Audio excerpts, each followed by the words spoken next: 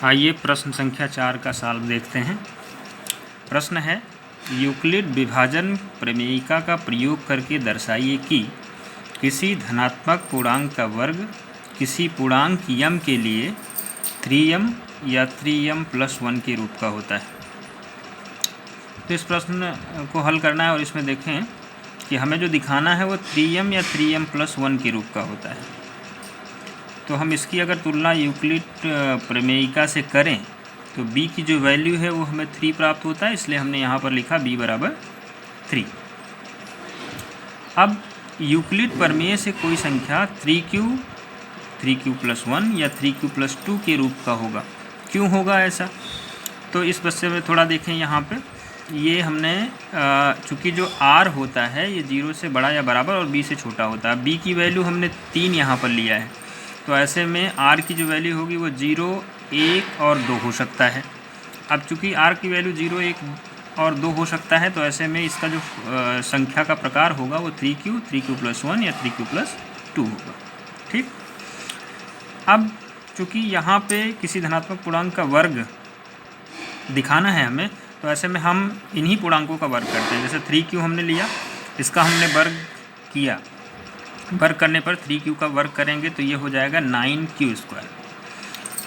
अब इसमें हम 3 को कॉमन किए। क्यों कॉमन किए? इसका कारण ये है कि हमें इसको 3m या 3m+1 के रूप का दिखाना है, तो हमने 3 कॉमन किया, बचा जो 3q² बचा। ये जो 3q² है, हम ये एक पूर्णांक है तो इसको हम m लिख सकते हैं। ऐसे में ये हुआ 3m और जहाँ m बराबर 3q²। नेक्स्ट स्टेप पे चलें तो 3q+1 का होल स्क्वायर, दूसरी संख्या। यहाँ पर ये a+b का होल स्क्वायर के फार्म का है, तो हम इसमें फार्मूला जो अप्लाई करेंगे वो a² + b² + 2ab। तो देखिए उसी स्टेप को हमने इस प्रकार लिखा है, 3q का स्क्वायर, 1 का स्क्वायर और +2 × 3q × 1। सॉल्व करें इसको तो 3q का स्क्वायर 9q², ये आपका +1 हुआ, प्लस ये हो गया 6q। अब यहाँ देखें, पुनः हम आते हैं इस पर। चूँकि हमें इसे 3m या 3m+1 के रूप का दिखाना है, तो यहाँ पर +1 बन रहा है, इसको हमने पीछे कर लिया, बाकी को आगे कर दिए। और यहाँ पर देखिए इन दोनों स्टेपों में 3 कॉमन है, तो हमने 3 कॉमन किया और कॉमन करने के बाद बचा क्या? 3q² + 2q। +1 को हमने पीछे पहले से ही रखा है। अब ये जो है ये भी एक पूर्णांक ही है, तो इसको हम m लिख सकते हैं। इसको हमने m लिखा तो ये हो गया इक्वल 3m+1। जहाँ m की वैल्यू क्या है, तो ये आपकी m की वैल्यू, उसको हमने यहाँ मेंशन कर दिया। आगे बढ़ते हैं, 3q+2 का होल स्क्वायर, पुनः से a+b का होल स्क्वायर लगा है, हमने उसको प्रसार किया तो आपको मिला 3q² + 2 का स्क्वायर प्लस 2 × 3q + 2।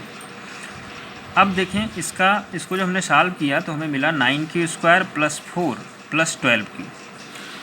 फिर से अब आते हैं एक स्टेप पर कि हमें इसको 3m या 3m+1 दिखाना है, तो +1 बनाना होगा। तो ऐसे में 4 को हम तोड़ सकते हैं 3 + 1, और बाकी के जो 2 पद हैं उनको हमने आगे कर लिया, 9q² + 12q + 3 + 1 हो गया।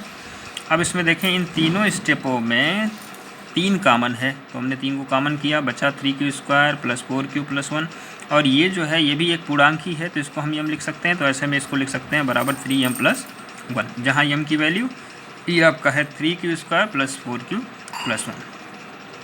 देखिए उपरोक्त 3 स्पष्टीकरण जो हमने किया है, इन तीनों से स्पष्ट क्या है कि किसी भी धन पूर्णांक का जो वर्ग होता है वो 3m, ये देखिए यहाँ पे 3m या 3m+1, 3m+1, यही दोनों 3m+1 आए हैं। तो यहाँ ये बात स्पष्ट हो रही है कि किसी भी धन पूर्णांक का वर्ग 3m या 3m+1 के रूप का होगा।